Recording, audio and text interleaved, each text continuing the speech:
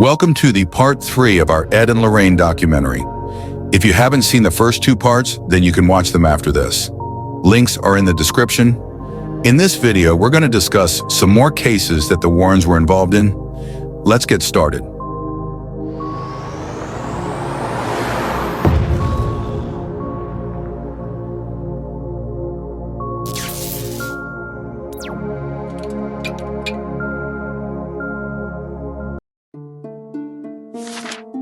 Ravenwood had always been a quiet place, nestled in the heart of a dense forest. Life moved slowly here, with days marked by the ringing of the church bell and nights by the howling of wolves. But everything changed when the old mansion on the hill was sold. When the Ravenwood mansion was sold and no one knew who bought it, a young woman, Sarah, was the first to notice the changes. She had always been drawn to the mansion, and she decided to uncover the secrets of the mansion.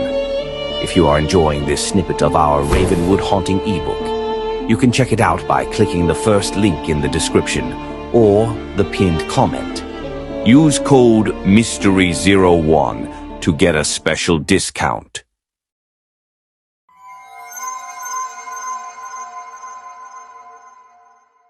This case involves the usage of Ouija board. For those who don't know what that is, the Ouija board is a flat board that contains a specific pattern of numbers and letters that can, in theory, be used to talk to the dead. So Patty Donovan used an Ouija board to communicate with a friend because her parents were very strict and wouldn't let her go out very often. So she used the Ouija board, and apparently a spirit who was a teenage boy came out, and yeah, they spent a long time together. The things then started to get worse and worse each day. There is not that much material about this case. There are no pictures of the Donovan family. We don't even know if their names are real. All we have is an interview of the Warrens telling us about this case, so let's see that. In various cases. That's why Ed likes to have a sense of humor about him. But this case tonight, the Donovan case, is, I believe Ed said, on a scale of 1 to 10, a 10. So what I'm going to do is, I'll have Ed recap just a little bit of the Donovan case before the deliverance happened. We're going to read a little bit about the deliverance, which is the exorcism itself. But Ed, up to that point before the deliverance, what was going on exactly? Well, it's the old story, Tony, the Ouija board. Now, people, again, often say, come on, it's a board with some letters and numbers on it. So what? The kids are playing with it. It's an invitation for spirits to come into your life. And that's what people do. God does not allow you to be haunted or possessed or oppressed indiscriminately. Right.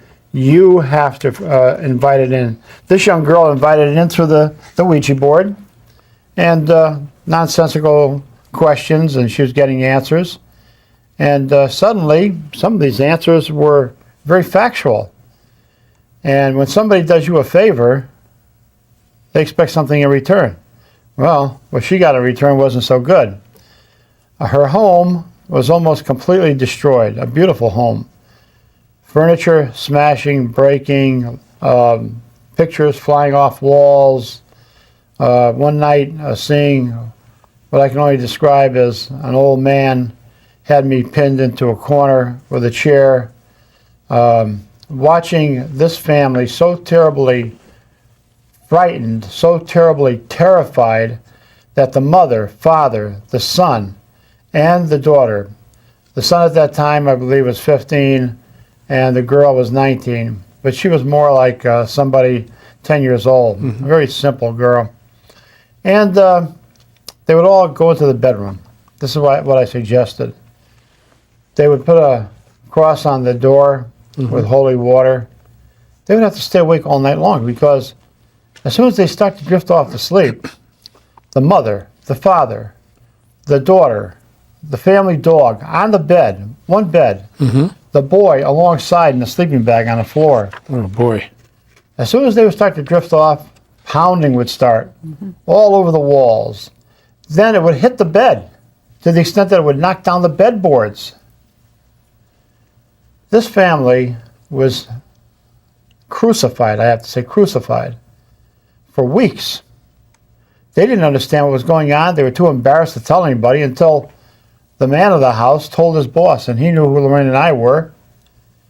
We went to the home. We brought Father Charbonneau with us, a young priest at that time, who had studied at the Pontifical University in Rome under Father Resch, a very, very notable mystic, in fact. He had recorded more spirit voices, over 10,000, while he was there at the Pontifical University than any other psychic researcher. But it was this young priest that went in with us that was so astounded by what he's seen and what he experienced. This was his first case that he ever went into. He asked Lorraine and I if he could go in on a case with us. We took him in on a case. I want to tell you, you say it's a 1 to 10, it's a 1 to 20. Stones fell on this house. They would appear about 20 feet above the roof of the house, come down in a slow zigzag manner, defying gravity, hitting the house sometimes very softly, but other times breaking windows. Water would come out of a wall where there were no pipes for water. These are called apports through teleportation. The crockery, woman's grandmother's antiques, in a china closet. Suddenly the whole thing goes over and smashes and breaks. It doesn't matter if it's from the 5 and 10 or if it's your grandmother's antiques. A hi-fi set, the girl's hi-fi set, lifts up and smashes the pieces on the floor. The father buys her another. Same thing happens again. Knockings, bangings all over the house, pounding like a gigantic fist, hitting the walls, the ceilings, the floor to the extent that it would actually crack the walls.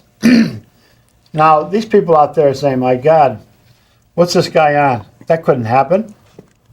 Well, to prove our point, we love to bring in news media.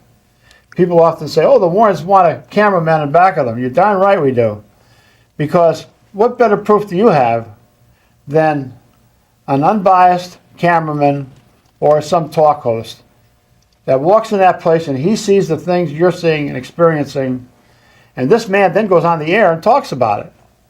Well, that's what happened. And actually films it. On three occasions, they filmed it. They talked about it. It was on the news. But they never revealed where it was. The location of the house, which was the deal we made with them. Eventually, we did bring a priest in, Father Charbonneau. He had stayed there a few nights, witnessed things that were simply incredible.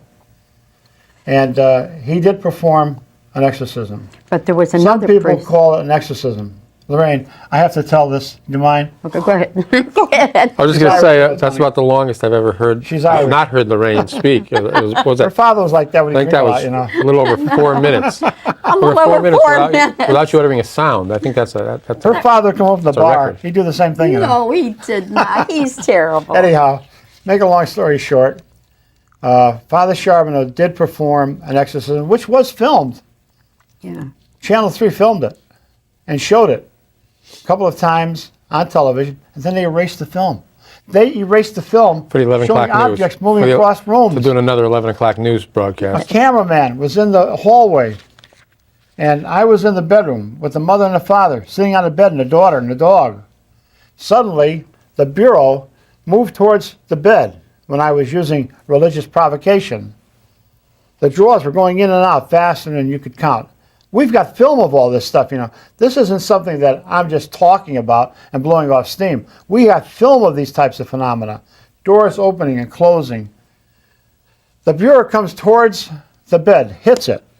A brush comes off, a hairbrush, whizzes past us, goes down towards the open door where the cameraman and the other two guys are, almost hits this guy. He runs from the house, never came back again. He did. Jeez. He did. You can't understand what it's like until you actually are in a home where poltergeist activity is concerned. Now, there's a chance that Lorraine and I might be going to Tokyo, Japan. If we can get the time, we're going to do that because of a poltergeist, a Japanese poltergeist. Now, how are we going to talk to this thing, Tony? Do you know Japanese? You do. Let's hear some Japanese. I know a little. I want to hear you say something. Koistashimaste. How much is this item? And Okay, how you about the don't know one? Sayonara, how about right? the one you used to say to the geisha girls? Sayonara. I Yeah, don't it's not what you told me. Anyway, well, that's good. When you go there, just bring me back a souvenir, okay? Right. We will. I'll bring you back some chopsticks. Yeah, that'd be fine. What I'd like to do is just read the end of this part here, because I think this ties into what you were saying, Ed. It says here, and it talks about Good Friday. Yes. For the Donovans that year, Good Friday, April 12, was a day of abject fear. A forbidding atmosphere enveloped the house. Indeed, it seemed as though the whole place might suddenly explode as the berserk rampage continued unabated. Stones mysteriously pummeled the house outside, while unrestricted bedlam went on within, all of which was now compounded by an evil presence so incredibly real and physical Yes. that no one dared to be alone in the house for even one moment. Right. The Donovans, frightened and tormented, now had only one hope left: the Warrens, whoever they were. Like, they didn't know you at that time. They found out who you were. Yes. Now, it says here on April 12th, this part is called Deliverance. Right. It says inside the LaGuardia Airport terminal, enough people to fill a small town milled around, waiting for planes to either come or go. Outside on the observation deck, the air was thick with diesel fumes and the screaming whine of fan jet engines. Off to the left, the Manhattan skyline was silhouetted against the setting sun. Above in the twilight sky, incoming jets approached from the west, turned right over the Whitestone Bridge, then one by one drifted slowly back down to Earth. But then it says here, on board that big tri-jet, touching down just after 6 that evening were, guess who they were? Were Ed and Lorraine Warren. I hate planes. Coming, I know hate you 'em do. with a vengeance. Coming home after a 10-day speaking tour. They delivered 6 lectures in 4 states, appeared twice on television, answered 3 hours of questions on a radio call-in show, visited a not very haunted house, and granted 4 separate interviews to student newspaper reporters. That sounds par for the course for our schedule. They're glad to return. The Warrens look forward to spending Easter Sunday with relatives. On Monday, they'd be off, this time to Maine. Around noon on Saturday, the following day, Lorraine received a call from a man beside himself with fear and anguish. In her pleasant way, Lorraine calmly asked, "Could you explain your problem as specifically as possible?" And then for a quarter of an hour, Ted Donovan unfolded a tale almost too incredible to be believed. Yes. He told her of the slashed tires, remember? Yes. The vandalized engine Yes. we talked about? Yes. That cost over $500 to repair. Yes. He told her of the ketchup, salad oils, bleaches, perfumes that floated down the hallway and dumped their contents on the rugs and expensive furnishings. He told her that a statue, an anvil, and refrigerator had moved on their own accord, that heavy furniture had levitated, that stones had fallen on his house, and that water flowed from the walls. He couldn't stand it anymore. He pleaded for help, offered to pay anything for it. And at first, it says you were struck that Ted Donovan's imagination had run wild. That's what you thought. But by the time he had finished, it was evident to you that this man's home was under diabolical siege. Ed is involved in another case this Saturday, you told Yes, Mr. Donovan. and he was. However, we would be able to come to your home on Sunday. And Ted, of course, immediately agreed. What happened on Sunday when you went there? We met him in West Farms Mall. That's where we met. I can continue it, Lorraine. In the shopping She'll center. let her talk? She'll let her talk, honey? In the shopping If you don't, center. you're just going to hear her all the way home in the car. In the shopping center, we met him and went to the house. When we arrived at this really beautiful home, Tony, everything was covered with gook, where salad oil and mustard and everything, where they kept trying to take it off the rugs, off this beautiful velvet furniture that was toothpaste. It was terrible. And what would happen, Tony, is that these liquids would all mingle together. At times, I have to tell you, at times it would become so frustrated. You'd become so frustrated when you were in this house that for me, I broke down and cried a few times. Really? It was that I emotional. told her if she can't take it, get out of this It's work. a very emotional thing to see a family this horribly distraught. What the people out there right now are thinking, what this woman was seeing, we'd love to see. No, they wouldn't. That they would love to see it because but it's they think proof they of what would. we're They talking think about. these people, you think you would love to see it. You would not love to see it at all. You would not. If you have knowledge and you are there to gather evidence in order to help a family, you don't want to see a family this distraught, and it can Now, get on your Let me nerves. ask you this: when you're in that house, can you sense anything? Oh Can you yeah, sense it's evil? overpowering evil, Tony. What, The is there a way to intelligence. is there a way to describe that feeling? Is there a way to describe No the compassion. No compassion. of No. evil? Think of a person No. with absolutely no compassion. That is complete evil. Those spirits in that house, which they call a poltergeist, is complete evil. They destroy anything. It doesn't matter what it is. And the more you suffer, the better they like it. But what is it that invites these spirits into a house? In this case, it was the Ouija board. Any excuse to get into that house. Does that mean that they are constantly around us waiting for just some opportunity to enter your life? Positively, yes, does? they are. Yes, It does. yes, it does. So let me ask you a question then, Ed. Not to get off it, but thinking good thoughts brings good spirits. Attracts We'll good. say Like attracts like. always thinking negatively would bring what? Would Well, bring bad for spirits. instance, when people hate, for instance, right? Who are they hurting? They're hurting themselves because the person that they hate doesn't even know they hate them. So they're hurting themselves. When they do that, their whole aura changes. Diabolical spirits can see the anger, the hate. So they start to oppress that person's thoughts. Cruel things, horrible things come into this person's minds. This is where your murders, your suicides, all these types of terrible things happen because this person is suddenly in such a state that he's wide open for any type of evil spirit to come in and oppress his thoughts. So do you think like these mass murderers, these guys who walk into a place of employment that they work Yes. at and gun down people it seems indiscriminately, Yes. or they pick them out even? Yeah. You think they're And then they're not possessed? judged insane. Well, think it- they're If What they're is not it? insane, what are they? they're probably diabolically oppressed, Do you Tony. think it's that oppression you just spoke about? Positively. Yes. Now, oppression, for the people out there who don't know what we're talking about, is very similar to having an invisible being alongside of you, projecting thought to you constantly. Kill this guy. He's no good. Do away with him. The world would be better off without him. These are the kind of thoughts that you're getting. Some people carry those out. But they're not your own thoughts, Tony. It's like just forced into your mind kind of a thing? Well, Those thoughts? you And have then a lot of people say, I don't remember a thing about what I did. Well, that's different. That's now going into possession. yeah. Because they weren't there when it was happening, like Arnie Johnson in the Devil Made Me Do It case in Connecticut here, in Brookfield. That boy came under possession. He was forced out of his physical body. This spirit took over, took his arm, took that knife, and plunged it into his friend. We could have proven that. He didn't even know what he was doing. No, he did not. He wasn't Was doing being- it. His physical body was doing it. Yeah. But he wasn't doing it because he wasn't in that body. No, because he was basically a very I good met person. Ernie Johnson. Yeah, he's a several good boy. times. Arnie Johnson, nice very kid. nice, very nice guy. He's a very super nice nice kid. guy. I He always is a said that super he nice was kid. like the all-American kid. He is. Loved fishing, used to take Debbie, his girlfriend, fishing, go to baseball games, Yeah. all kind of trophies. The kid was great. Yeah, He's a super- non-violent Not the kind of a person. kid that would kill anybody, believe No, me. he's a very So he was non-violent. absolutely possessed. Huh? Yes, he was. He has no Positively. recollection. And we could have proved it.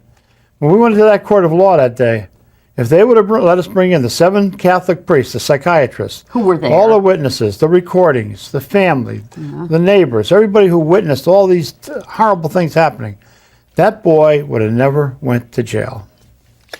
Okay, now the Donovan case didn't really get to that point where there was a murder or anything, but you brought a No, priest in. You brought in Father Charbonneau. Yeah, and there was another priest working by and another priest- proxy.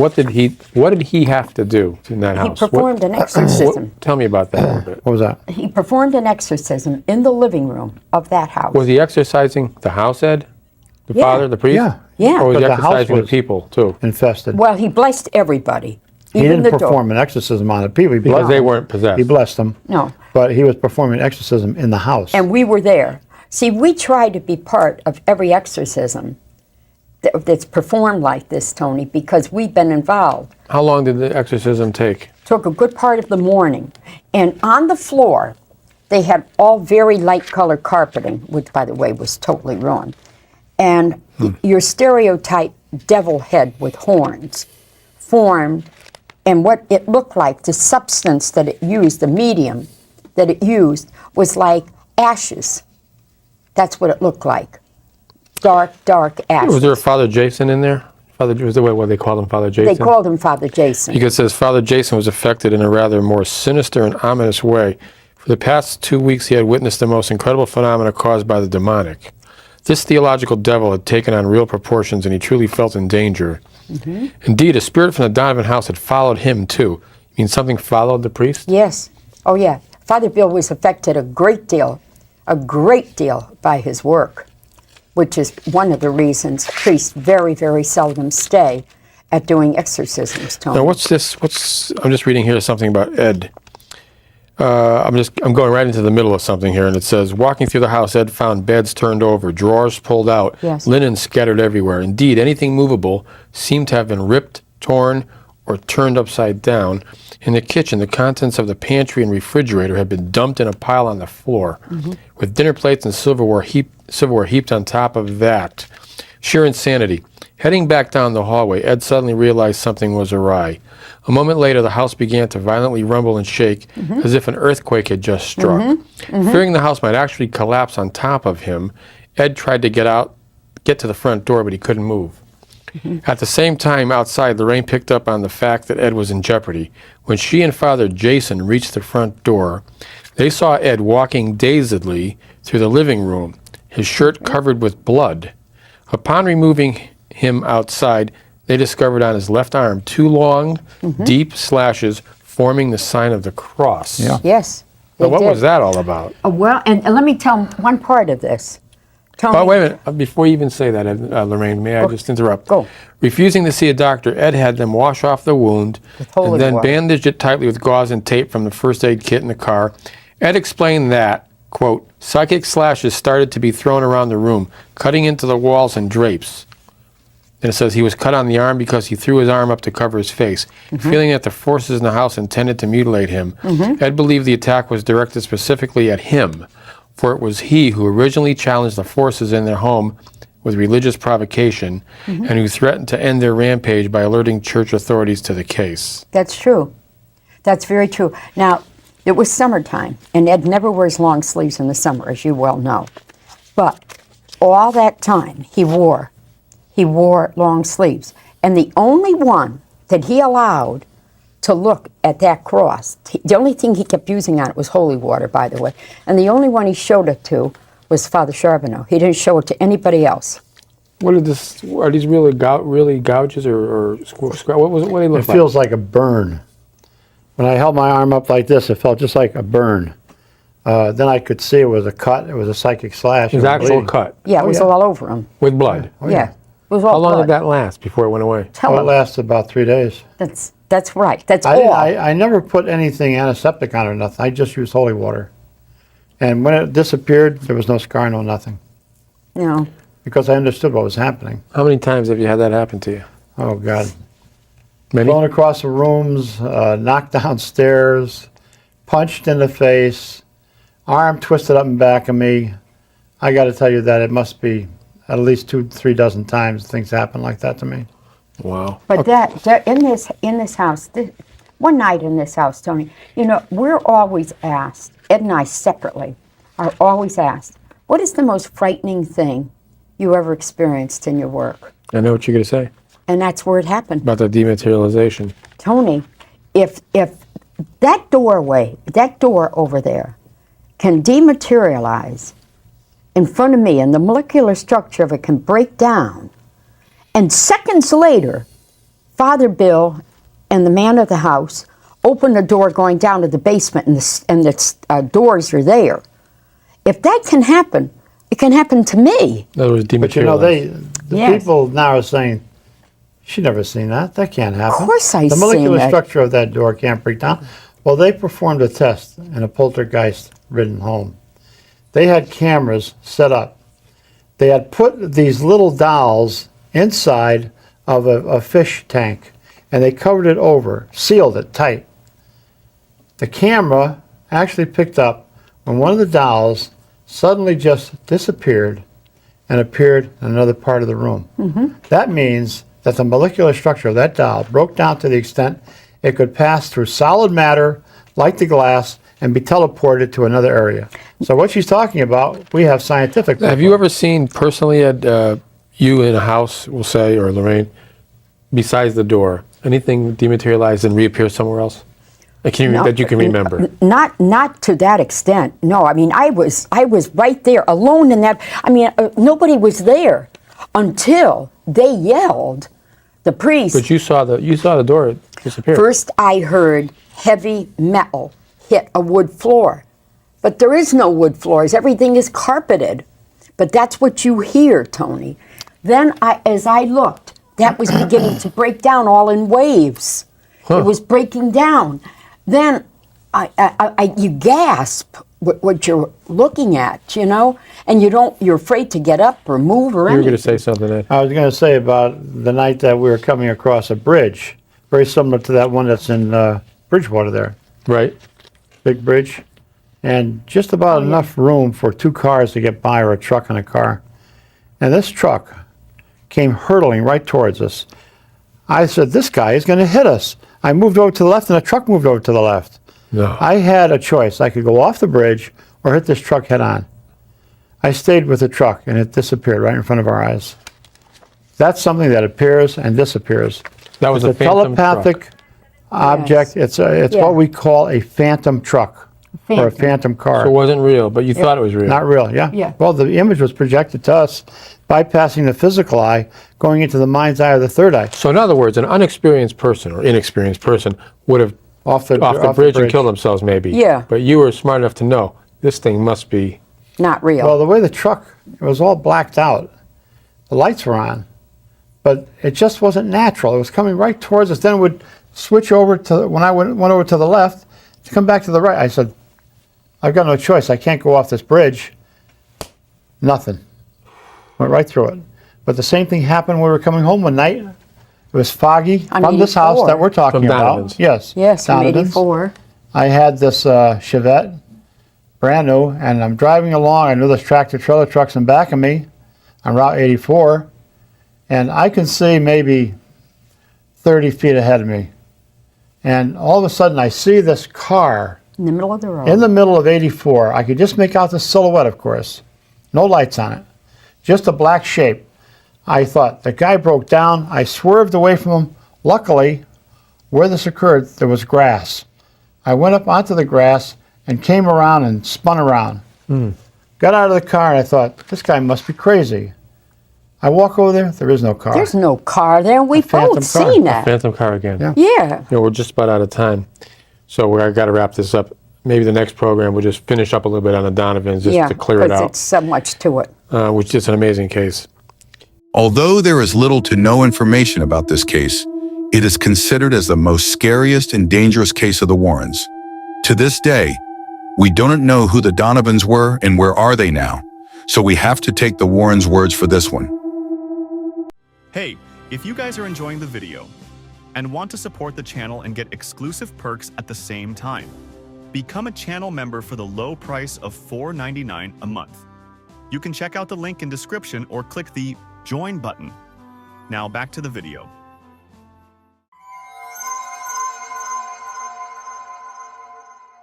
In November 1974, Lindley Street in Bridgeport became the epicenter for one of most documented hauntings in Connecticut history. A small bungalow-style home, owned by Gerard and Laura Gooden, was reported to be under attack by otherworldly forces that were allegedly responsible for moving furniture, breaking windows, levitating objects, making a cat talk, and generally perplexing and terrifying everyone who stepped foot in the house. As the situation seemingly increased in intensity, police and firefighters were called in, as were news reporters, priests, paranormal investigators, and of course, Ed and Lorraine Warren. Thousands gathered in the street to try and glimpse the unexplained phenomena that was supposedly besieging the house, and an international haunting sensation was born.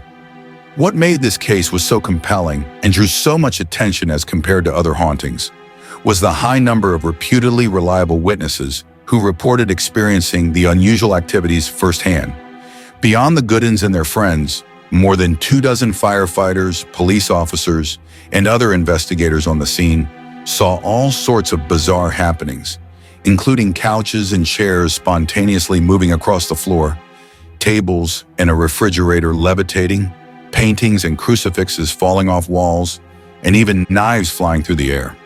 They also recounted hearing a range of audio phenomena, from inexplicable knocks and bangings to disembodied voices. Sam the family cat was alleged to have said a number of things, while the decorative swans in the front yard were also accused of making unearthly sounds. The majority of the weird activity seemed to be centered around the Goodins' 10-year-old adopted daughter, Marcia, which is typical of many classic poltergeist hauntings. Witnesses reported that although many of the odd events happened when the young girl was around, a large number also occurred when she was either in another room or not even in the house. The story began in 1960 when Gerald and Laura Goodin purchased the home on Lindley Street. In 1967, their only son, who was stricken with cerebral palsy, died at the age of 6. The family then adopted a girl, Marcia. The strange occurrences started to occur once the girl entered the home. For some reason, they got worse in 1974, and the family called police. Let's hear what happened inside the house from the Warrens. 966 Lindley Street. So without any further ado, I think what we'd like to do is to start with whoever would like to begin first. Give us the background of the case. Welcome tonight, by the way. Thank you, But Tony. if you can give us the summary of that case. All right. It began in November of 1974. And that November day was a Sunday. And we were contacted by Mary Pascarella. Mary Pascarella lived in that neighborhood. She was director of the Psychic Research Institute in Hamden, Connecticut. She was a personal friend of ours. She called, Ed took the call, and she said, Ed, you have got to meet me at this house. That particular day, Tony, was a day Ed had just come back from picking my mother up in Bridgeport. His brother and sister-in-law were at the house. Now, when was this? What year was this? 1974, November of 1974. Okay. Ed's mother had passed away only approximately 10 days before. There was never a grieving time. There was never a time to get together with the family. They held the body while Ed and I drove home from West Virginia, where we were at a university. And this was the first time now we were really together to sit down and relax with everybody. And that's what we were doing, and I was getting dinner ready. So Ed said to me, I will go down and see what this is all about. If there's anything at all to it, I will call you. And he said, maybe you want to call Father Charbonneau and bring him down. Well, that call came quite readily. The call came at approximately 5 after 11 that morning. Now, the reason I remember the time is because Ed said, how soon can you get down here? And when he said that, I said, I'm going to call Father Charbonneau. And when I did, he was in Mass. And he came down. We went into the house. By that time, when we entered that area, where you go over like the crest of a hill, I never seen so many police vehicles, fire department vehicles, people all surrounding it, like it was a crime area. Okay, let me just stop you right there for a second, Lorraine. Ed, what was in the house when you were there? What did you see when you first got there? Like Lorraine said, when I came over that hill onto Lindley Street, I seen numerous police and fire department vehicles, already a crowd of probably 200 people. I went in the house, and here were police officers, firemen, the Gooden family, neighbors, and it looked like somebody went through the house with a baseball bat, just smashed things off of the walls, knocked furniture over. Everybody was talking excitedly about the things that they had witnessed. There was a police officer there. I said to him, did you see anything? I certainly did, Mr. Warren. I seen that clock come off that He said, I seen those chairs in the living room topple over, move across the room. that was enough for me. I'm getting this from a police officer. This man is a credible witness, so I start interviewing the family. I talked to Mr. and Mrs. Gooden first. I got all of the information from them, how it happened, when it started. It actually started on Sunday or Saturday evening. They had come back from New York City. Mr. Gooden, Gerald Gooden, his wife, and their small daughter, Marcy. The mother had gone into the kitchen. She was going to make a late supper for them. There's a large floor model television set right alongside the stove. All of a sudden, this thing started shaking, came right down onto her foot. It broke 2 of her toes. Well, another television set in Marcy's bedroom toppled off a shelf and fell onto the bed. Another television set, which was in the living room, toppled over and onto the floor. Now, one of the most fascinating things about the way things would fall, particularly the TV sets, was this heavy set would come down with a crash, but just before it hit the floor, it would hesitate and then hit. Never broke, never smashed. Wow. Continually worked. So I interviewed every police officer that was there, the neighbors, the Goodens. I have all of these interviews today, 26 years later. I have the police reports that they submitted at headquarters. Yeah, you have them right in the back here, I noticed. Yes, all of them have the official seal of the Bridgeport Police Department. So the police officers, the patrolmen, saw phenomena happen, and they told you that, and they wrote this in the reports. Read one of those reports there, Tony. All right, I'll read one of the reports here. Now, this is dated from November 25th, 1974. And it's here it says it's City of Bridgeport letterhead, and it says, to Captain Charles Baker from Patrolman George F. Wilson, Jr., and it says reference, strange occurrences at 966 Lindley Street.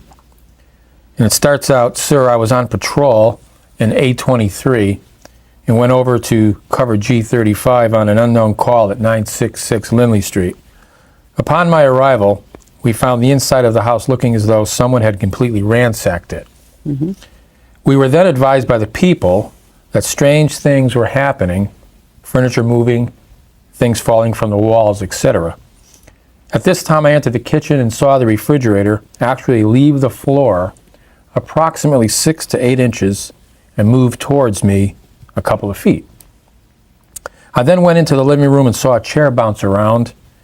I, at this time, attributed these strange things to something natural, such as gas or termites.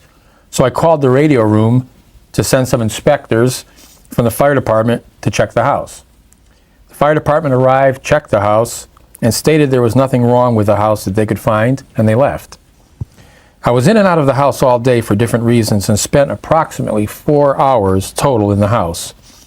During this time, I observed several strange things happen. Of these were the following. I saw a large TV slowly make a 90-degree turn away from us and face a wall. A bureau bounce on the floor a couple of times. A crucifix nailed to the wall vibrate and pull itself off the wall. A picture on the wall fell and nearly struck my partner, Patrolman Leroy Lawson. 3 different reclining chairs bounced around, changing positions in the room. And a large clock on a shelf in the kitchen fall to the floor. And the last sentence is, all of the preceding is what I actually saw inside of 966 Lindley Street. Respectfully submitted, Patrolman George F. Wilson, Jr. Tony, read Lawson. Is this Lawson's report? The next report is also a police report by this is interesting. By Patrolman. It says to Captain Baker from Patrolman Leroy Lawson, and then the subject, it says, haunted house. Mm-hmm. Sir, while on patrol in car A23, my partner and I went to 966 Lindley Street to cover G35. Upon entering the house, I saw a picture fall off the wall, a small desk move, and a clock on the kitchen wall fall. I immediately left the house and waited outside for my partner. Respectfully submitted, Patrolman Leroy Lawson, and same date on it. Yes, the reason I wanted you to read it. These patrolmen saw this stuff happen. Now, and I also know that you said, Lorraine, that these patrolmen, when they saw the priest later, what did they do? Everyone but one man, I don't know who the one man was, but he was corrected by his officer, the lieutenant that was there. Every one of these police officers, when myself and the priest walked in, they knelt down and asked for the priest's blessing. They asked for his blessing. Yes. Their guns, Tony, their nightsticks, nothing could help them against the forces that they were witnessing in that house. They were frightened, and they wanted the priest to bless them. That man, Lawson, I never, ever, I long since forgot him. And Ed and I are coming out of a medical building a few months ago, and he said to Ed and I, he's retired now, he's working as a guard at a medical building, and he looked at Ed and I and said, Lindley Street, Bridgeport. Wow. And I walked up, and on his shirt was It said Lawson? Leroy Lawson, and I was... Why don't you say hi to Leroy out there? Hi, Leroy. I was out there. very impressed meeting him after all these I like to years. say that I know patrolmen are credible people, and I know because I used to be a police officer years ago.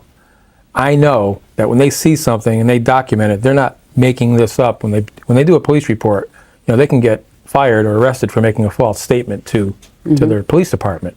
So I know these are legitimate. These are legitimate reports. Now, Ed, you said to me that the patrolmen believed it, the patrolmen saw it, the patrolmen are honorable. But what did you tell me about the chief? All right. I think all the problem came in because of the fact that we had between 10 and 15,000 people in that area. They had barricades set up. One busload of police officers would get out, another would get in. They had 24-hour shifts around the clock. I knew this wasn't going to last. Lorraine and I were in that house for almost 3 days and nights. We watched as furniture moved around, smashed, broke. People came in and witnessed this, firemen, priests. What annoyed me was the fact that on that third night, we went home. We had to take our showers, get something to eat, get some clean clothes. In the morning, on the radio it was a hoax. The little girl did it. A 90-pound, 10-year-old child could move a 450-pound refrigerator 2 feet away from us and we wouldn't see how she did it. Police officers seen it, they experienced it, they wrote down the reports, but Chief Walsh, who was a superintendent at that time, made it his business to make sure that he was going to call that a hoax. He called up the media, told them that the little girl was a ventriloquist, that it was her that was projecting this voice around the cat, that both Father Charbonneau and I and other investigators and people heard. This is a materialized larynx, which usually occurs in what we call poltergeist cases. Now, I understand why he called it a hoax, to get rid of 15,000 people. He had to take the barricades down, and he told the Goodens that night, through a detective and 2 patrolmen, that he would pull all of his men out of there. They would take down the barricades and let the crowds do what they wanted if they did not go along with his idea about a hoax. They went along with it, but 3 months later, they appeared on Tiny Markle's show, which was a talk show in Bridgeport, Connecticut. On that show, they spoke about the police officers coming in and telling them that they had to call it a hoax. But the media never followed up on that. What happened here was the media said that the little girl did it, the parents did it. I want to clear these people's names today. I believe that Chief Walsh, who was the chief of police in Bridgeport at that time, should be man enough to come forward 26 years later and say, yes, it wasn't a hoax. I had men go in there. I had them confront the Goodens to say that it was a hoax to get rid of all those people. He not only made fools out of the family and us, he made fools out of his own men. These police officers were hourly going into the media, which were all around the house, in the house, telling them about the things that they experienced.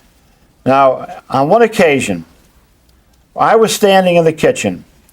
Father Charbonneau, a Catholic priest, was right near the bedroom, which was only maybe 14 feet away from where I was. There were 3 police officers, Lorraine, the Gooden family. We're all standing around. Suddenly, when I was talking, I noticed that there was a movement from my peripheral vision on the sink. A set of Malmac dishes flew across the room and landed on the floor. The television set, which many times went over in the kitchen, suddenly went over. The television set in the girls' room, which we put up on a shelf many times, came down again. A crucifix, which was on a wall, was made of plastic, just burst. This was one incident. Didn't you say that somebody, well, I don't know if it was the chief or not, said about you giving the girl a special lifesaver? Oh, yes. Oh, yes. What happened there? I had lifesavers in my pocket. I took the lifesavers out. I took one, and little Marcy Gooden was looking at me. Was I not going to offer this child a lifesaver? So you offered her a Here, lifesaver. Marcy. Later on, the chief of police told the Goodens that I gave her some kind of magic candy that would put her into a trance, and that I could go up into Monroe, Connecticut, And control her. from my house, 20-some miles away, and that I could move all these things in the house. If I could do that, Tony, I would be the one that would be getting the write-up, not the Really? Goodens. Yeah, you'd be like a It was, magician. it was ridiculous, but I wish this man would come forward and tell the truth. I mean, I know he's an old guy today. What has he got to lose? Chief, come forward, tell the truth after all these years. You've made fools out of your own men. You made fools out of us. All the investigators that went in there, the firemen. Chief Swirling of the fire department walked in there and seen 3 huge reclining chairs jumping around and piling up on top of each other. Reporters went in there, seen things, heard things. I have all of these accounts. I have all the interviews on tape, just as I did 26 years ago. You have audio tape of the police officers? I don't have audio. I have the video. No, yeah, I do have audio. Audio. I don't have any videotape. No, there was no video then. There were so many witnesses to this experience, which I think was probably the most important poltergeist case to come along in 100 years. All right, I was going to say, it was a poltergeist case. It Yeah. was a poltergeist case. What is a poltergeist? Tell the audience. Poltergeist is a German word. It means mischievous or noisy ghost. But there are many different types of poltergeists. We have water poltergeists. We have fire poltergeists, punching poltergeists, throwing poltergeists. The ones that most people hear about are when the stones fall out of the sky and onto a dwelling. These probably make the paper once a week, someplace in the United States. All right, so any idea why this occurred at 966 Lindley Well, Street? there was it. Marcy was an adopted child. She was adopted by Gerald and Laura Gooden from Canada, but it is known that at the time that they adopted her, that strange things were happening in the home where she lived. She was part of a very large family, and that they would tie her to a chair. So were poltergeist things occurring around this child? All right, now this child moved. She had only really been there with the family about a year at that time, if I recollect that right. And things began to occur. Things began to occur, Tony, months before, but what it was tapping on the outside of the building. So they felt that that was vandals that were doing it. And a police officer who lived across the street from them would come over at times to try to understand it, but he also witnessed it, and nobody, absolutely nobody was there. So when this final major explosion started on this Sunday, when all of this stuff began, that was the first time. I can only tell you what the lifestyle was like in that home. It was an extremely small, extremely cramped home. They treated this little girl, they felt, in a loving way, but they protected her from any outside friends, any outside interest. She went to St. Patrick's School. The mother would take her.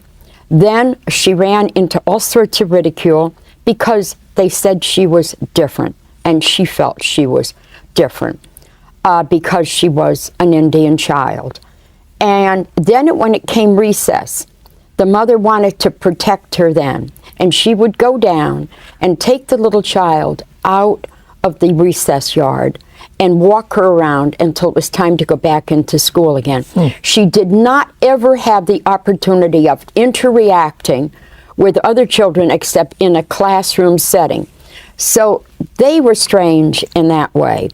And through the frustrations of this child, who, because of the fact that certain girls mature earlier, and I believe she was, that she was reaching puberty, where her frustrations and her anxieties concerning her life in that home were probably responsible for triggering off what was happening there.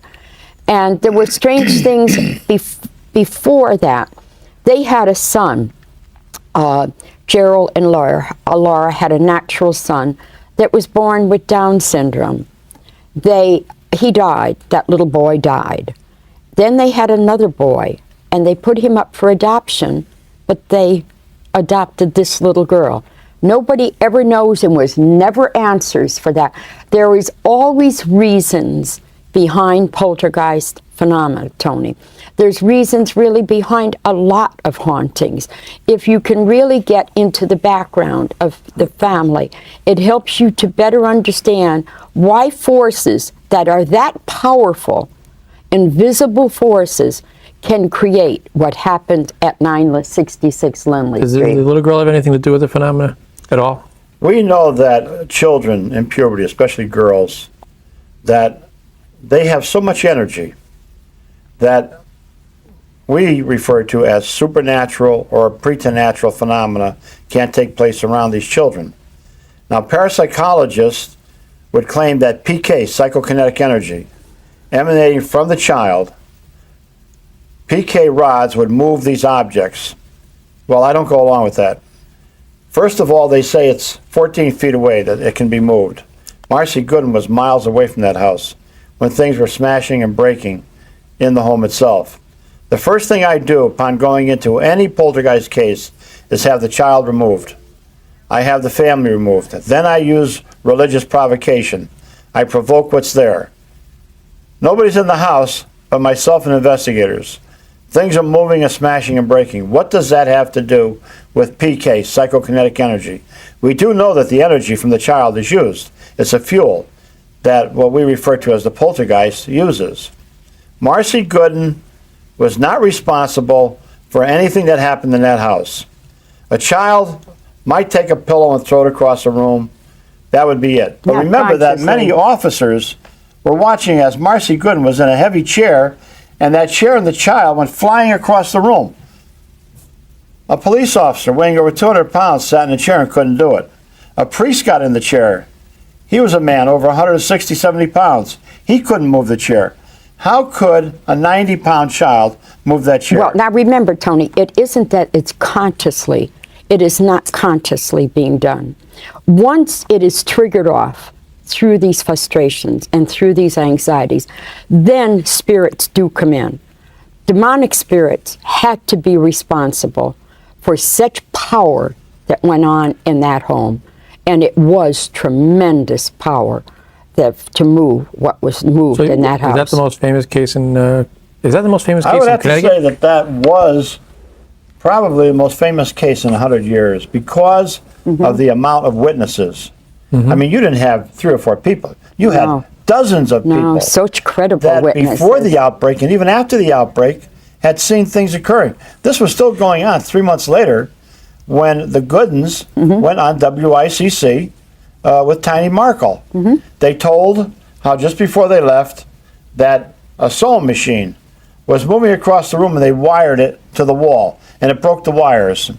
This is right on the radio It's made show. national headlines, didn't it? It was top international news story for 48 hours, Tony. It really was. Top But international stop news to think story. about this, Tony. Something invisible, something intangible comes into your home.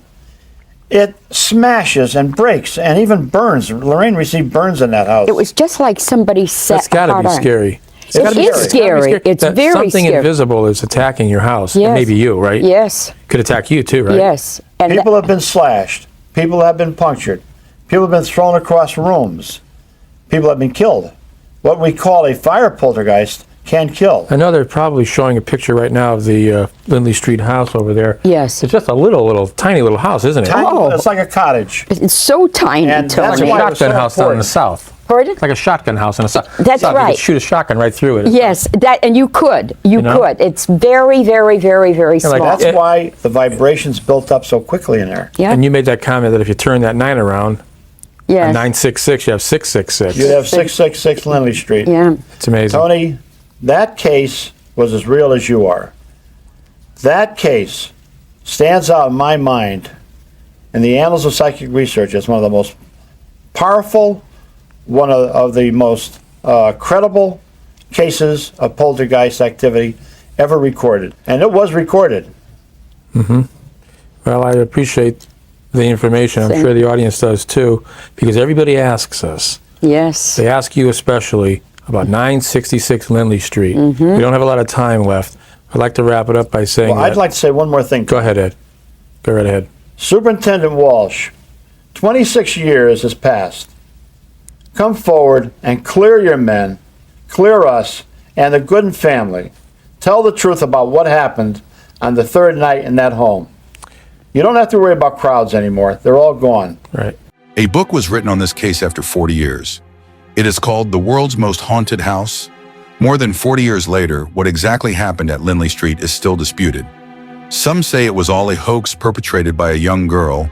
Others who were there and allegedly saw unusual things happen when that young girl wasn't around weren't so convinced it had all been faked. One thing is for sure, it's one of the most interesting and famous hauntings in Connecticut history. Hey, I am going to be the narrator for the last two cases. Up next we have The Ghost of West Point.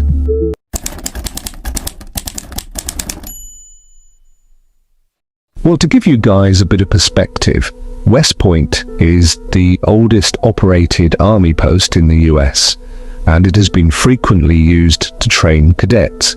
So this place has a very long history. Now let's begin with the storytelling.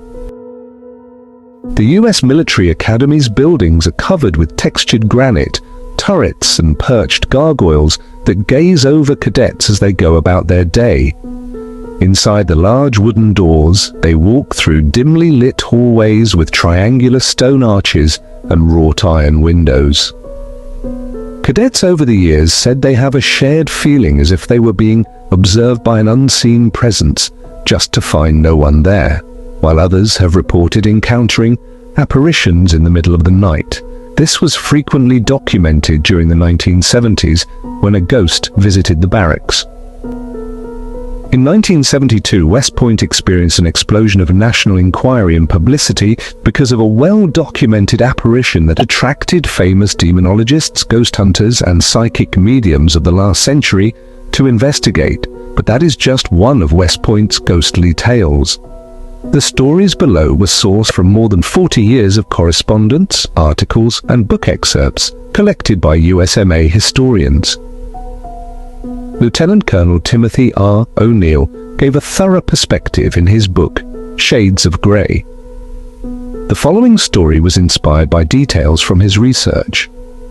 Room 4714, The Pusher, in October 1972, at 2 a.m. in room 4714 of the North Barracks 47th Division, two male cadets were sound asleep when a ghost soldier manifested in front of the younger cadet and the closet against a wall. The soldier stared with menacing eyes made of light that stirred the cadet to consciousness. Upon waking, the cadet screamed, and the soldier immediately vanished. The cadet's roommate did not see anything, but said there was an otherworldly coldness in the room. The ghost was described as a middle-aged soldier, donning an antique uniform from the 1830s, a musket, shako hat, and handlebar mustache. The ghost earned his nickname the Pusher because his ice-cold presence forced other victims to lay immobile until the pressure of his hazy, glowing physique disappeared. According to the New York Times, the Pusher appeared a second time in an area known as the Bureau. One cadet they interviewed shared that the ghost walked out amidst a group of cadets, which caused them to scream, clutch each other, and say the rosary. Reports of seeing him were sporadic over the following years, but the pusher has not revisited where he first appeared. Room 4714 is no longer occupied by cadets.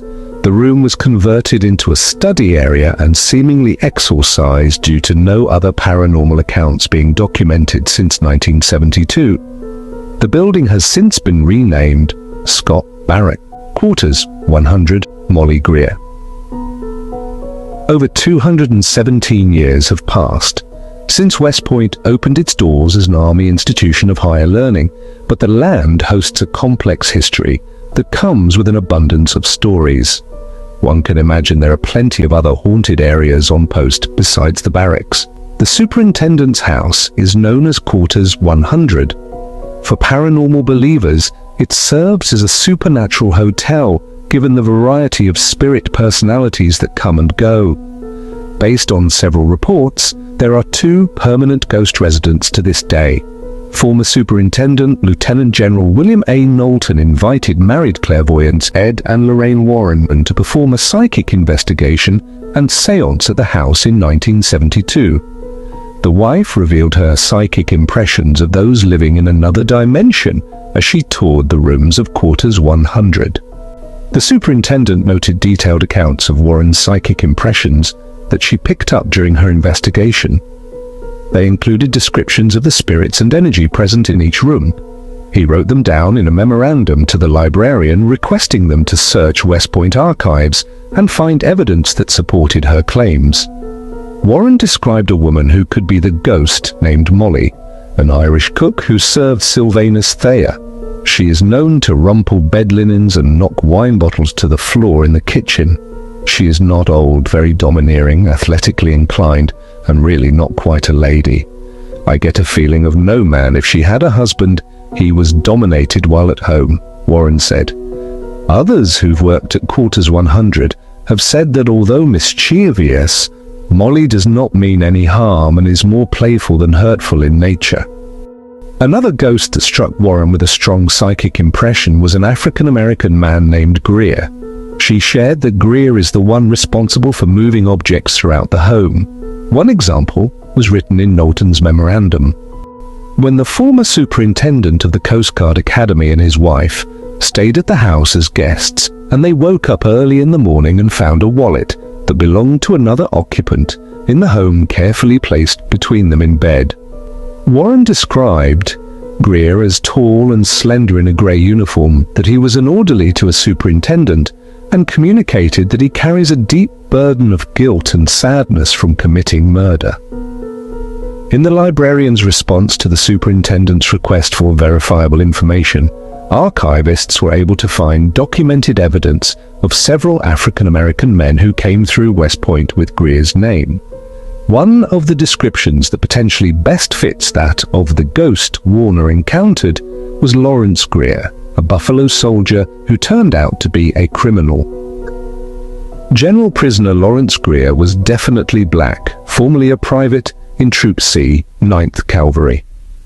He escaped from confinement at Fort Leavenworth in June of 1931 and was apprehended the following April near Albany, New York. He was brought to West Point and court-martialed for his escape and subsequent desertion. Chief of USMA Archives Stanley Tozeski said, "Found guilty, he was sentenced to 2.5 years of hard labor. However, the sentence was disapproved by command of Major General Connor because the prisoner was judged insane at the time of his trial.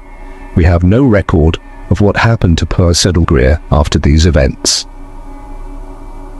The librarian seemed motivated, but he said most of Warren's descriptions would require an extensive search of reminiscences from past superintendents, which are not part of the archive's holdings.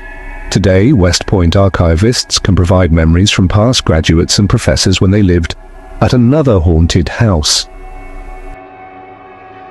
Quarters 107B, the Lady. It was reported in email correspondence between several former cadets and the Association of Graduates that a ghostly occupant named the Lady resides at quarters 107B on Professor's Row, a home overlooking the Hudson River. A professor once lived there with his young wife, but their story does not end happily ever after. The couple was struck with tragedy when she became fatally ill in the 1920s. To help ease her sickness and keep the house tidy, her mother came to live with them. The story goes that the professor and mother shared an attraction that grew into love which devastated the wife. Perhaps her untimely death arrived even faster due to a broken heart. They say, hell hath no fury like a woman scorned. She made her husband pledge not to remarry her mother, but once she took her last breath, he took vows shortly after, with the mother anyway. The ghost was left by a man she was in love with for her own mother, and their affair began in the same home she was bedridden in. Some mediums say her intense emotional distress began while she was alive, but keeps her soul gripped to this world from a lack of finding peace. This is what has prompted chaotic paranormal activity over the years. It was reported that items were thrown and turned upside down. A clock that was frozen for years abruptly chimed to life, and a former tenant said they heard horrendous sounds in the night, like someone riding a big wheel across the wooden floor overhead. The haunting was so frequent, the post engineer had to seal the ghost's bedroom off at one point because she scared people out of it, but the room was eventually reopened in the 1950s. Although these disturbing actions were not very ladylike, the ghost received her name from the 8-year-old daughter of a class of 1960 graduate. The family lived there between 1971 to 75, and the little girl and her younger sister occupied the haunted room during that time. The girl woke her parents up in the middle of the night on multiple occasions. They heard their child having a conversation, but after getting out of bed to check on her, they discovered she was not speaking with anyone they could see. When the parents asked her who she was talking to, she called her the lady. Aside from West Point's most famous spirits, there were reports of other paranormal activity throughout the installation. An extra head in a cadets group photo peered in from a MacArthur barracks window. Frightened pets barked at nothing in officers' quarters. A cleaner on the night crew quit his job after being thrown by a malevolent spirit in building 606. This is Jim O'Connor, class of 1976, spent all 4 years in company G4, and I was pleased that lived in room 4714 when the West Point Ghost incident occurred. This all started in October, early October of plebe year. The first time was a Saturday night. Shortly after taps, I went down to the latrine and some weird stuff happened. Toilet paper unrolled itself. I couldn't move. I was scared stiff. Somebody saw me, and one of the upperclassmen, the guy that was the CQ, he was scared. And my roommate saw the CQ, saw me, and after a couple minutes he came and got me, and I was just kind of freaked out because it was absolutely just a totally weird thing. And when my roommate got to the latrine, he saw that the toilet paper had completely rolled out. The next night, which was a Sunday night, my roommate was taking a shower, and hot and cold water kept turning on and off. That was kind of weird. Then I went to the latrine, and as I was going to flush, the handle went down by itself, so it was something that was a little odd, but we were pleased, so we didn't want to draw any attention to ourselves, and unfortunately, the first time I saw it, an upperclassman saw me, so, gotta tell the truth. So, the word was out that something weird was going on. One of the next nights, which was a Monday night, he and I were both laying in bed after taps, and I saw it, and he saw it, but I didn't know he saw it, and he didn't know I saw it. We're going to call it ghost because that's just a description. I honestly don't believe there are such a thing as ghosts, but I'm not sure what else to call it, so for lack of a better term, this apparition, I'll just call him a ghost. His eyes usually gave off a soft white tint, kind of a glow. He looked like he was a man about 5'6", about 150, 140 pounds. He had a scraggly mustache and wore an 1823 cavalry uniform. Finally, I cussed a little bit and called the apparition not the nicest of names. And my roommate said, "Do you see it too?" And I said, "Yeah." So we both felt better that it wasn't something that one of us was going nuts. We both had a lot of confidence in each other and ourselves. So we knew what we were seeing is real. We saw him pretty much every night for almost 2 months.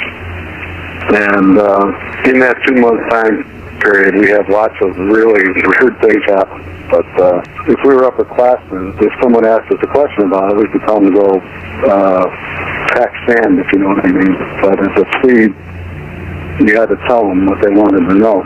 So we kind of figured out that we were going to get lots of unwanted attention and messed with a lot, and we were just going to have to just work hard to get through it. And we did. One night after it's been going on a couple of weeks, I separated. My roommate and I, he went and slept in a room with a couple of yearlings. And I was in a room with the chairman of the honor committee, and from what he told me afterwards, his job was to stay there at night, not see the ghost, and convene an honor board. He turned out to be a really nice guy, but at the time, he was really kind of PO'd about being there and made sure I was caged in my own room. And any time I fell asleep before he went to bed, I got braced in bed. So I said a little prayer: "Dear God, please let the ghost just stand on this SOB's chest and scare the living piss out of him." And I didn't know what else to say. I was really getting frustrated because I was tired, and every time I fell asleep and didn't have wrinkles in my neck, he made sure I had them. Well, then I had to sleep in my roommate's bed, and he was going to sleep in my bed. So I'm sleeping in my roommate's bed. There's a little 3/4 wall between beds, which was kind of nice. And about 3 in the morning, I hear this guy screaming, "Boom, open, help!" So I get up and look around, and there's the ghost standing on his chest. And I had never seen an upperclassman, especially a first spaz before, which was pretty entertaining for a plebe to see. So I was kind of enjoying that part. And I knew where he had to go next, so I walked him down the latrine so he wouldn't mess up my bed. He wouldn't go back in my bed. So he slept in my roommate's bed. I got back in my bed and I went to sleep. And he was pretty freaky. He was kind of like walking to the walls next morning. As a plebe, I found extremely entertaining. But after that, he became, in a way, our best friend. He told the truth, which you would expect. We were no longer in trouble for embarrassing the Corps. An upperclassman actually had seen it. And he did things to protect us from other people in the Corps who were over-curious. And I have a lot of respect for this man. And the one thing I really liked about him is he understood that my roommate and I were telling the truth, and he treated us like we were his younger brothers after that. And it was really, really pretty cool of him. But that was one of the more amazing things that happened. Another thing that happened that the deputy chairman of the honor committee told us was that he, the superintendent, and another general officer escorted Gene Dixon to our room. Gene Dixon was the psychic who predicted President Kennedy would be assassinated in Dallas in November 1963. And Gene's mission was to go in and exorcise the ghost. She went into the room, she got levitated, got basically thrown out, landed on her keister, and ran away screaming. And I guess everybody else had pretty big eyes. My roommate and I were told a story by the deputy chairman of the honor committee, and we weren't surprised. We understood that the ghost, who we sometimes called Phil Dress Gray, or Phil for short, did something like that because we kind of knew that he was kind of a nasty bugger. There was another thing that the guy who was my first detail B squad leader was on the battalion staff, and he and two of his battalion staff firstie friends went into our room one night when we were out at a hop, and my squad leader thought he saw the ghost, and they had a thermocouple, and he directed another one of the classmates to right where the ghost was standing, and he put the thermocouple in the ghost's chest. The thermocouple shorted out at minus 18 degrees centigrade, almost instantly. And there was something really weird about our room. If you put the thermocouple right on the radiator, it was 44 degrees centigrade. If you put it an inch above the radiator, an inch in front of the radiator, or anywhere else in the room was 27 degrees centigrade. It was really kind of weird how heat was being distributed in the room. It was not really all that natural, because the closer you got to the radiator, it should be warmer, but it didn't work that way. Everything else was exactly the same, which just kind of gave them all the heebie-jeebies. But when the one upperclassman was holding the end of the thermocouple, his sleeve froze almost instantly, and he felt like he was putting his arm into a deep freeze.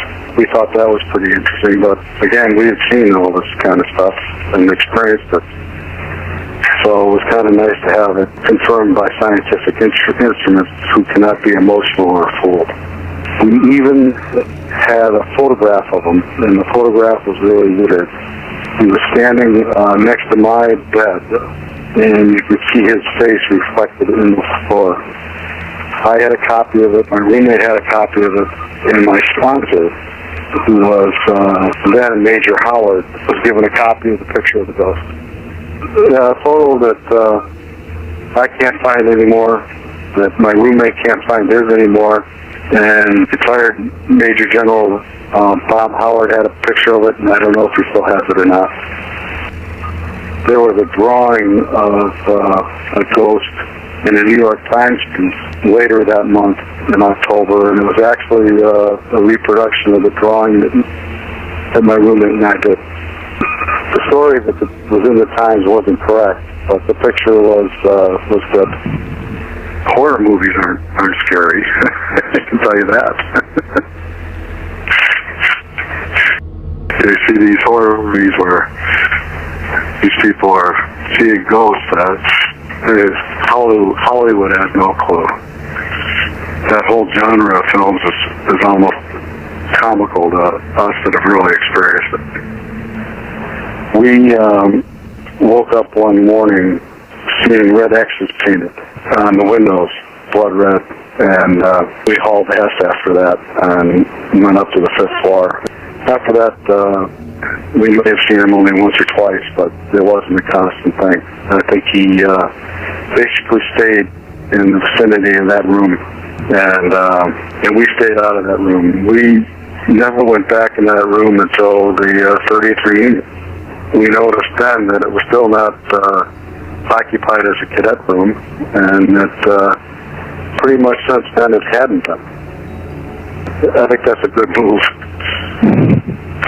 because it's hard enough being a cadet and having the rigors of the studies, but when you can't even sleep at night because you're someplace that's haunted, it becomes a real challenge. Why it chose that location or came after us, frankly, no clue. Because we're both kind of ordinary guys, especially for West Point, so I don't think there was anything real special about us, or don't know what would be special about the location. Heard some strange things, and the coincidences are kind of weird.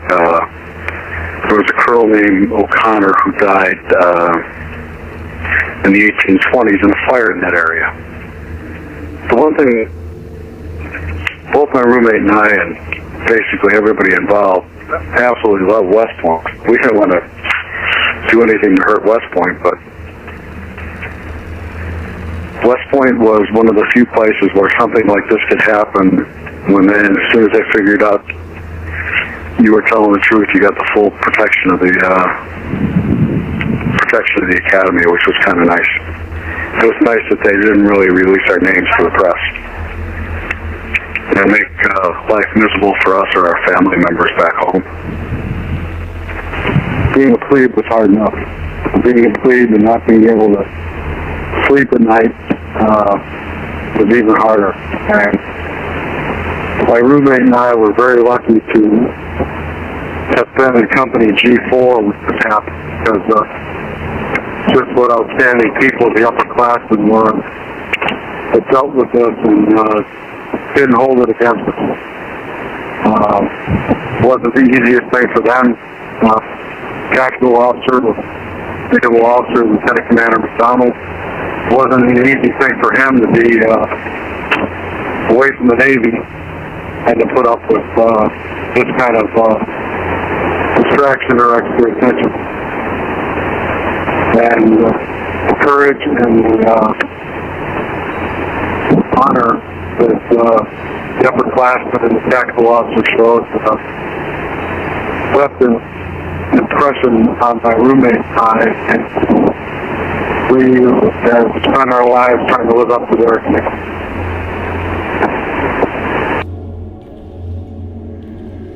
So according to YouTube statistics, 97.5% of you guys are not subscribed. So, if you like to watch our videos and want us to continue making them, then hit that subscribe button. Let's get this bar to at least 50% before the end of the year. Okay, on to the last case.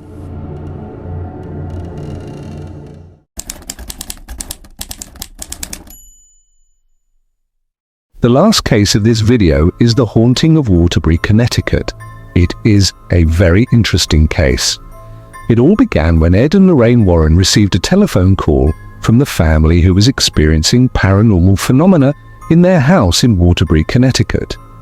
The paranormal incidents included unseen forces slamming doors, moving objects, and tormenting them with malevolent entities. Desperate for answers, the family sought the expertise of Ed and Lorraine Warren, who formed a formidable team tackling paranormal cases with scientific inquiry and spiritual insight. Through their meticulous investigation, the Warrens uncovered evidence of a malevolent spirit linked to a tragic event in the location's history, which Lorraine described as dark and foreboding. The Warrens performed cleansing rituals, utilizing sacred symbols, prayers, and blessings to banish the entity, bringing peace to the family. Though the entity was vanquished, the memory of the haunting lingered, leaving a lasting impact on the family. Now let's hear about this incident directly from Ed and Lorraine Warren themselves. Seekers of the Supernatural. I'm your moderator, Tony Spera, along tonight with Ed Warren and Lorraine Warren. And tonight, I think we'll talk about ghosts, about haunted houses. No, not over in England or Scotland like we sometimes talk about, but right here in our own backyard. We're going to talk about a haunting that took place in Waterbury, Connecticut. It just came in. It's a recent case. And it's fascinating, it's real, it's scary, and I think what we'll do is we'll start out with Lorraine if we could. Lorraine, could you just fill us in how you learned about this case in Waterbury? The case was brought to our attention over the phone, Tony. It didn't come through any email or anything. It came through a telephone conversation. Mm-hmm. The woman seemed to focus a great deal of it on her daughter, who had an experience. It really wasn't until after we went to the house that we were aware that this home in Waterbury, every member of the family was witnessing phenomena in it. And it all started when the one daughter was a young age, very young age, and she woke from a sound sleep. She has no idea what woke her up. She turned over. She knows she was not dreaming. She went into her parents' room after that when she could see a dark figure in the doorway. It filled the doorway, she said. It looked very tall, it looked very thin, and it had long fingers, and it waved to her. She covered her head at first. She knew she did that. A lot of things that she did made her aware that she was not dreaming what she was seeing, and it lasted for a period of time. Well, you know, a lot of people will say, she's only a child. She's imagining it. But where does imagination stop and end and clairvoyance start? Children up to the age of 12, we know, are very clairvoyant. They're clairaudient, they're clairvisual. But a lot of families, especially the parents, will dismiss it as simply imagination. They've been dreaming, something that just doesn't hold water. These kids see these things and they experience them. Let me ask you a question, though. You said we know that children up to the age of 12 are very clairvoyant. Why are they? Well, they're uninhibited, for one thing. That's right, uninhibited. They don't realize that they're not supposed to see these things or hear them. But on the other hand, Tony, we find that in daycare centers and where children gather a lot, that we can set up cameras and we actually get pictures of many spirits just floating around the room near these children. Why? Because they're trying to gain the energy that these kids have. They're trying to draw it from them because they need some kind of fuel. That fuel is the energy that these children have. And you've seen kids how they are, jumping around, playing. You could never follow them like a small puppy. That's why the spirits hang around the children. Isn't that why they say like poltergeist activity begins? Because of the energy from the child? Oh yeah, usually a child, where poltergeist is concerned, Tony, it usually happens with a child about the age of puberty. But in this case, this child was younger than that. But you watch, like guests or friends that we were with, we were their guests this weekend, and we were watching their twins, 6-year-old twins. Man alive, the energy that those two little kids had, and they have a 22-week-old, what is he, a mastiff? A bull mastiff puppy. The three of them, I mean, imagine the energy that those children and that puppy emanate. Well, that's what happens in the haunted house. That's where it started. Now, how long ago did this start? It started 6 years ago. Okay. But it didn't really escalate to the point that it is at right now until a matter of just weeks ago. Then it And that's when began. you got the phone call. That's when we got the phone call. That's when we went to the house. Okay, so exactly what else happened besides? Okay, now, they believe that the spirit of a deceased relative plays a very important role. I could see that deceased relative in the house, but that deceased relative isn't causing a haunting. There's a difference between a spirit that is there in a protective way and a spirit that is there to cause disturbances. Something is there that is really causing disturbances.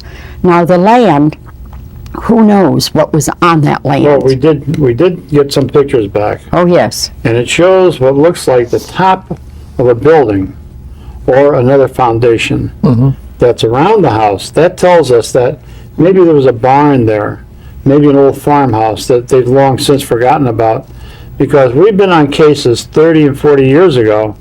The houses have been knocked down, the foliage is growing up. You'd never suspect the house ever being there. And if you didn't have some old neighbor around to say, well, yeah, there used to be an old farmhouse there, nobody would ever know. So I think that's what's happened here. There was a building right where that house is standing today, and something happened there, tragedy or rituals, something that has brought these spirits in. And what the girl is describing is not Casper the ghost. Oh, no, no, no. What is she exactly describing? She's describing this dark figure. Now, we now have evidence, Tony, of shadow ghosts in this building, actually moving right in certain areas. We get this fluttering noise. And one of the really amazing things is that one of the researchers getting evidence in the house through the night had a little container of Tic Tacs. That seemed to activate something. You never know what is going to activate. And just the Sound? The sound of it? sound of it Well, a seemed lot to of times activate. I'll rap on a wall. And that just to will see if I trigger get it. a rap back. This could be the same thing. Now, after the first time that we were there, this is just the first time Ed and I had gone in to do an interview in the building. Then things began to escalate. They have carpet on the stairways, and there's a back porch that's covered. They will hear the seats go down. They will hear the springs in the furniture on the Now, porch. you have to explain something here. How do they hear the cushions go down with the springs in them? Nobody's sitting there. It comes through a phenomenon called telekinesis, which means telepathic sound. If I were the ghost and I wanted you to hear that, I would simply think of what it sounds like when somebody sits on that chair and the springs go down. And I would project that to the person I want to project it to, who is what we call clairaudient. Okay, so in other words, that ghost is not really sitting in that chair? No. No. really there? Sometimes they do. Sometimes they are. don't. Sometimes Okay. they are, but they can project that kind of a noise, Tony. Now, they're on these stairs. They would hear somebody walking up and down these stairs. But Tony, they hear somebody walking up and down on wood stairs. That is the amazing thing. There are no wood stairs. Everything is carpeted. But that's how they'll put it. Then the pounding started. The pounding started right after we were there. Now the reason for that is, as soon as we would go in to the house, where we pose a threat to whatever is there in getting rid of it, then it's going to become activated. And with our leaving there, not the first night, it didn't happen, but it happened the second night. And the second night, they began to get the poundings. I have to explain that. When we go into a house, as you know, Tony, even though things are happening, they might subside for a few hours, but then all hell breaks loose. Right. That's what happened in this house. Yes. So we won't have it right away, Tony, because actually we're compiling everything. We were excited about the case and felt that it definitely warranted sharing. Oh, we had two different teams in there. Yes. First, one night, the team stayed all night. They had all kinds of equipment set up, scientific equipment, to monitor the drafts in the house, the sounds, anything going through the room, taking photographs, still photographs, taking video, and we did get a lot of evidence in that house. Yes, we have a great deal of evidence in the house. Now, we have globules, Tony. And globules show spirits. There's more than one spirit. And in certain areas of these houses, even a new researcher going in on the case got what he described as a globule in one bedroom that has to measure a foot across. All right, let me ask you guys a question. That's just an objective party. Why do you think these things are happening in the house in the first place? Well, I think that my feeling, Tony, whether it's psychic or otherwise, my feeling is that there may be a graveyard here. Because where there was old property, Tony, and where there may be farm hands and like that, people didn't get buried in cemeteries. They were just buried right on the land. And because in this particular case, in this particular home, they are seen outside the house as well as inside the house. There has been 3 different figures that have been spotted outside of this house. In the yard in the back, the mother had felt the presence of someone behind her. Daylight, she knew someone was behind her. She looked, but she couldn't see anybody. But she says it was an overwhelming feeling of something. What was the little girl saying? On the street. She was dressed. In period dress. Yeah, in period dress. In period dress. Like on what? Old-fashioned 20s or- dress. Probably, more like the turn of the century, Tone, about that far back. And then another time, she was walking up the driveway. They were going out to take their 2 dogs for a walk. And as they were going up the driveway, there's a man standing right at the top of the driveway. They That could was in see. daytime. Yes, Daytime. it's dusk. It's only dusk. It's not dark out. And they could look and see the color of this man's clothing and all that he was wearing.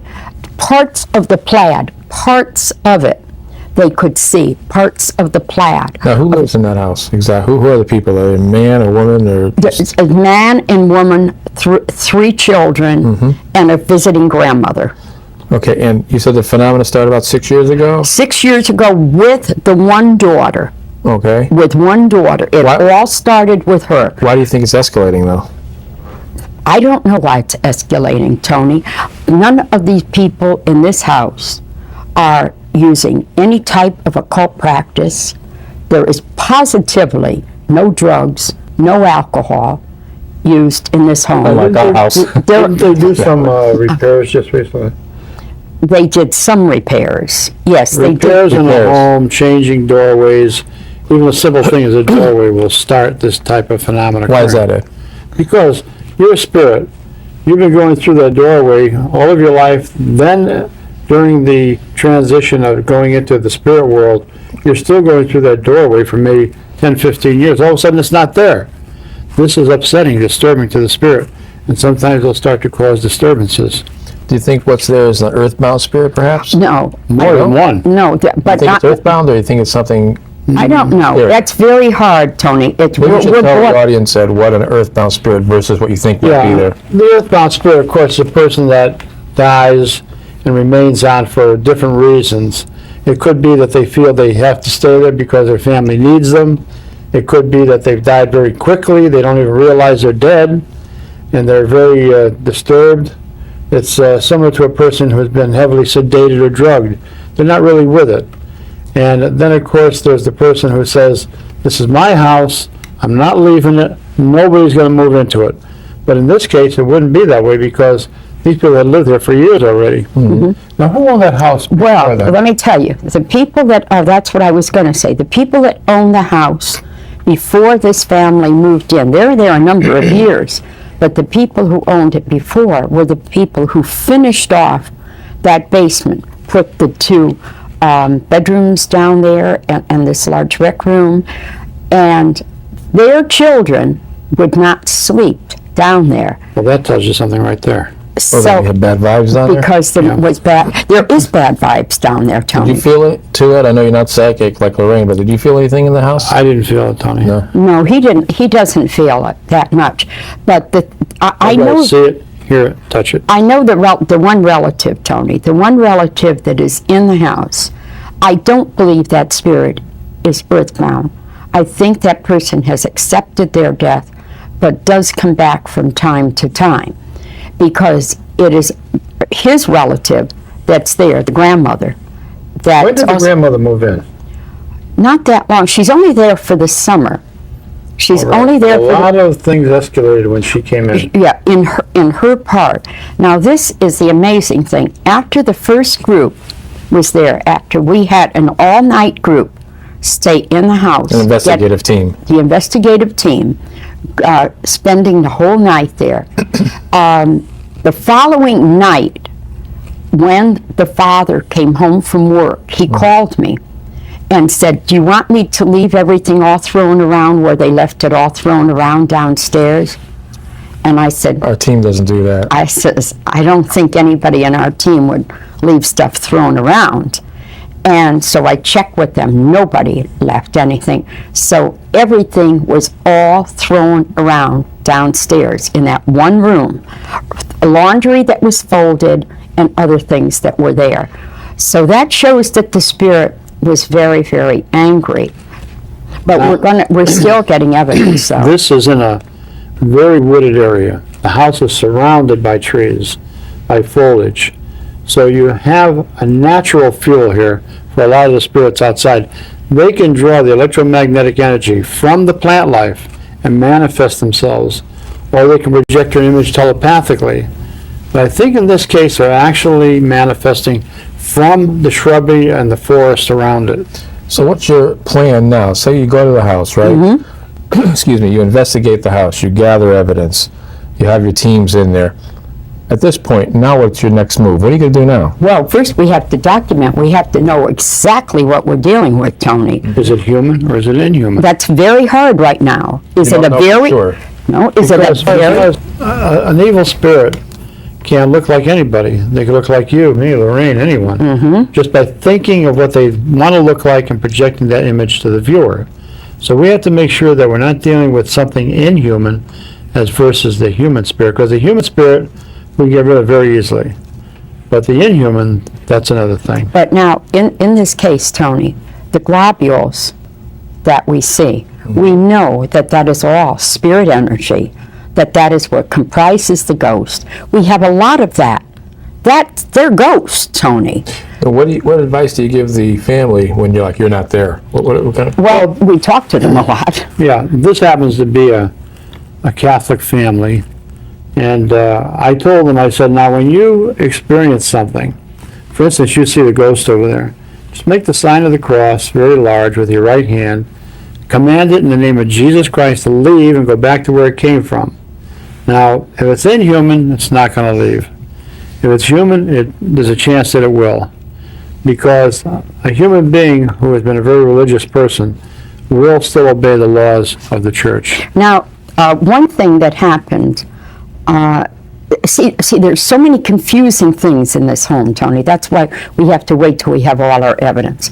For instance, the daughter woke up one night, and no, I'll take that back. She did wake up. She woke up because she was cold, because she is not sleeping in her room. She was sleeping in another room of the house, and she went into her parents' bedroom to get an extra quilt to put over her. When she walked in the bedroom at 11 o'clock at night, there was a dark figure looking over the mother in bed. Now that's a shadow ghost. Dark figure, what's that represent? That represents evil or negative. Now, that is what we also have on film. Now, very seldom do you No, get... when you say film, do you mean... Video. Video tape. On videotape. Okay. We have that on video. We already have that on video. We only know what is reported. I mean, you can't look hours upon hours upon hours of all of this video. So each researcher goes through he knows what he has to look for, Right. and then he brings that evidence to us. Let's take two scenarios if we could. Let's say it's a human spirit. What do you do? Then you can have a house blessing, Tony, and you can get rid of it. By what? Calling in a priest or what? Calling in a clergy, and you can get rid of it. It's a blessing. You're Will asking that get rid of the spirit? the human spirit. Do they want to get rid of the human spirit? The human spirit has been there a very long time. The human spirit is a relative that they actually like. They know when he's around, and it's the movement of very small things. Very, very small things. It's almost like he's letting them know about his presence, opening the jar, a cookie jar, and moving the glass top on it, moving cigarettes. All right, let's just say it's not a human spirit. It's a bad spirit. It's an evil spirit. What do you do? Then it's an exorcism What do you do? type of thing. We'll have to have what we call self-immunication performed by a very knowledgeable person. This means they have to go into that house, the family has to leave, they have to saturate it with high church incense, it has to be blessed by a very pious priest, and the ritual prayers will be said at the same time. If it's done properly, 9 out of 10 times it will be successful. So that's what we'll call for then. But first we'll go through the laws of the church. If it's a Catholic family, we depend on Catholic priests to do it. Protestant. Happens to be bishop or Baptist, then we'll depend on a Baptist minister. Now, then you're saying then it's a haunted house, not a haunted person. It's a haunted house. It's not a But it seems to haunted generate person, from- Tony. It seems to generate mostly from the girl's room. And what we're going to do, in fact, that's tomorrow night. We'll be setting up cameras all around her room and in the room to see what we can pick up. But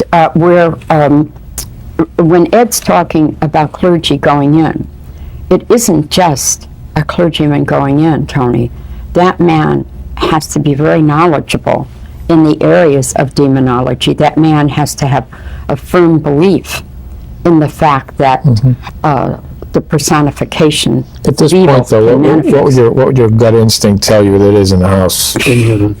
Yeah, Inhuman? yeah. It more, All right, so I more guess so. the big question I have is what would draw something like that in human spirit A tragedy. to a house like that? A tragedy, Tony. A tragedy that had occurred on these grounds long before Like this a murder or something like A that? murder could have happened, yes, and a person buried there. Could nothing have happened and then still an evil spirit shows up? That'd be very hard. How? How is? I don't know, I'm just See, wondering. we have In one no. sense, it would be hard, but understand this, that evil spirits are all over.